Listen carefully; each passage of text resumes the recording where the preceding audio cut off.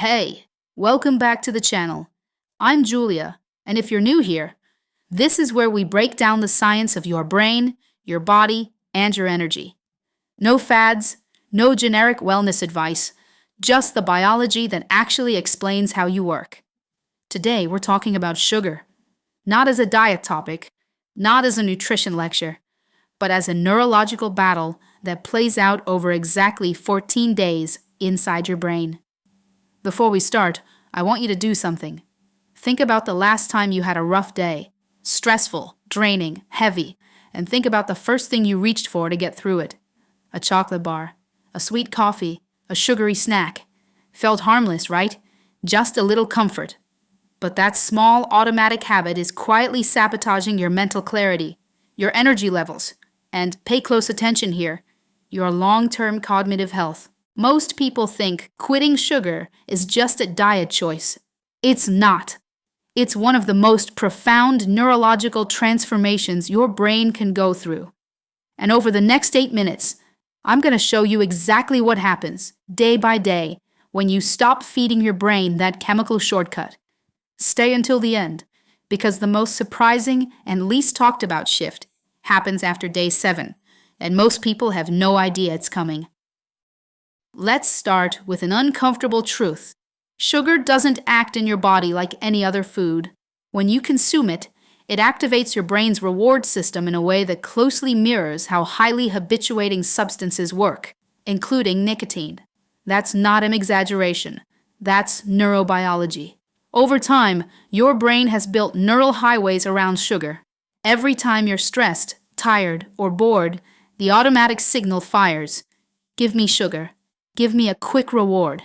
And the problem isn't weakness. The problem is that you have literally rewired your brain to depend on that chemical shortcut. Here's the shift in thinking that changes everything. What you're about to discover isn't deprivation. It's recalibration. You're not taking something away from your brain. You're giving it back its ability to function without an artificial crutch. But in the first few hours, your brain is not going to be happy about it. Within the first 48 hours, something precise happens. Your dopamine levels start to drop. That feeling of emptiness, low-grade irritability, slight anxiety that many people notice on day 1 without sugar, that's not hunger, that's withdrawal. Your nucleus accumbens, the brain's reward center, was expecting its dose, and now it's in shock. Think of it like forgetting your phone at home. That low-level restlessness, the constant sense that something's missing. Multiply that feeling, and you start to understand what your brain is going through in those first days.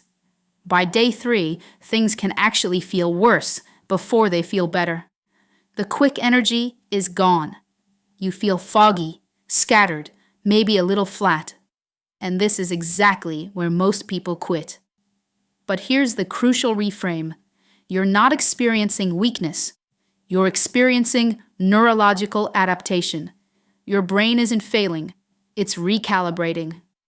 The people who stop here convince themselves that their body needs sugar to function. But what's actually happening is the opposite. Your brain is working to restore its ability to produce dopamine naturally, without needing an external chemical trigger. If you like this kind of content, subscribe to the channel for more. Day 3 is the most critical moment in this entire process. It's the fork in the road. The discomfort you feel right now, it's not a sign that something's wrong. It's a sign that something important is happening. Your reward system is being dismantled and rebuilt. That's not comfortable, but it's exactly what needs to happen. If you stay with it, something extraordinary begins to unfold. And what unfolds next is one of the most underrated parts of this entire process. Because the most important transformation in the next few days won't happen in your brain. It'll happen in your gut. While your mind is still negotiating with the dopamine drop, your gut is going through a quiet revolution. The bacteria that thrive on sugar are dying off. In their place, colonies of bacteria that feed on fiber and whole foods start to proliferate. This sounds like a minor technical detail, but the implications for your brain are enormous. Over 90% of your body's serotonin, the neurotransmitter most associated with calm, mood stability, and well-being, is produced in the gut. Not in the brain, in the gut. As your microbiome begins to rebalance, serotonin production improves. Systemic inflammation starts to fall. And by day 7, many people notice something unexpected. A quiet, steady sense of calm they haven't felt in years. Not a buzz, not a sugar high. A baseline sense of okayness that doesn't require anything external to maintain. That's not magic. That's biochemistry. And that's when I understood. The craving wasn't about hunger. It was about a pattern my brain had built. And patterns can be rewritten. This is the hardest stretch of the journey, and also the most transformative. Between days 8 and 11, your brain, accustomed to burning glucose as its quick fuel, is forced to do something more sophisticated. Learn to use fat as a stable energy source. Your mitochondria, the energy powerhouses inside your cells, are recalibrating. You may feel slow, mentally heavy. This is what researchers call the metabolic transition fog, and it's completely normal. But here's the part most people don't hear. This phase is temporary, and on the other side of it is something completely different. Your neuroplasticity, your brain's ability to form new connections and adapt, starts operating at full capacity. You're not just changing what you eat, you're changing how your brain functions. One important note here, the production of ketones at this stage is modest, unless you're also following a specific ketogenic diet. What's happening is more about reducing glucose dependency than full ketosis, and that shift alone is significant. Then, around day 12, something happens that most people describe as one of the most surprising moments of the entire process. The fog lifts. Not gradually, almost suddenly. Your prefrontal cortex, the part of your brain responsible for decision-making, planning, and impulse control, comes back online at full power. Your neurotransmitters, dopamine, serotonin, acetylcholine, are finally working in sync, without the artificial spikes and crashes of sugar. MRI studies show that even within 2 weeks, measurable reductions in cerebral inflammation begin to occur. Short-term memory sharpens. That background anxiety fueled by cortisol spikes starts to quiet down. This isn't a placebo effect. This is your brain operating the way it was designed to operate.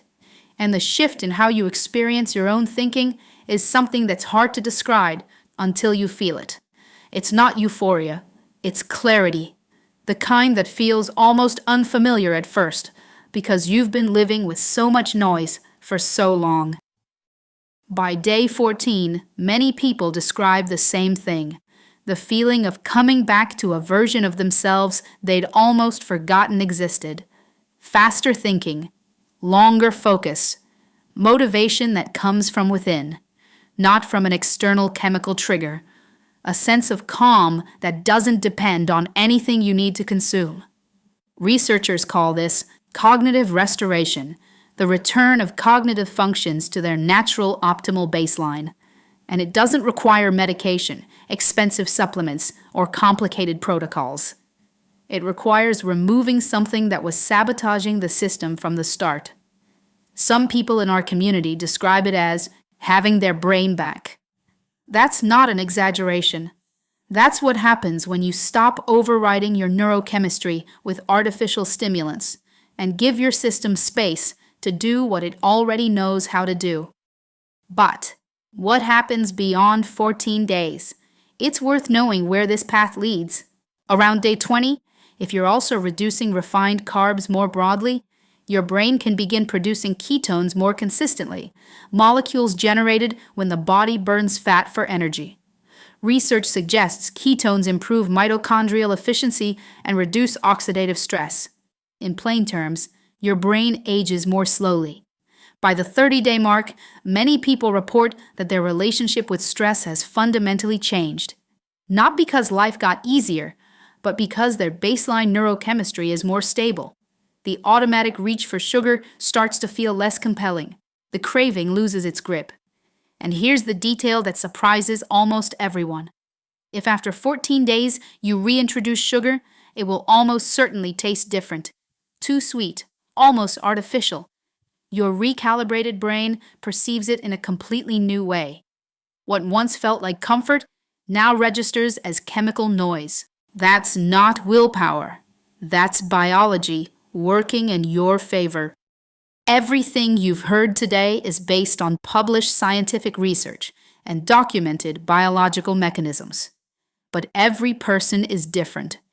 Metabolism, medical history, activity levels, all of these influence how your body responds to dietary changes. This is not medical advice. If you have conditions like diabetes, hormonal imbalances, or are following specific medical treatments, always speak with your doctor before making significant changes to your diet. The goal of this channel is to give you the tools to understand your own body. What you do with that knowledge is always your choice. What you've just discovered isn't just the science of sugar. It's proof that your brain has a remarkable capacity for regeneration if you give it the right conditions. The cognitive fog, the mood swings, the afternoon crashes, the motivation that only shows up when there's a sugar reward attached, none of that is permanent.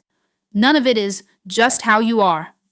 It's a system under interference, and interference can be removed. If you want to go deeper and have practical protocols for managing energy, focus, and mental clarity throughout the day, you'll find the resources in the description below, including guides and tools we personally use and recommend. And if you want to keep learning how to optimize your biology with simple, science-backed habits, subscribe to the channel. New videos every week. Now tell me, have you ever tried going without sugar for more than a few days? How did you feel? Drop it in the comments and see you in the next one.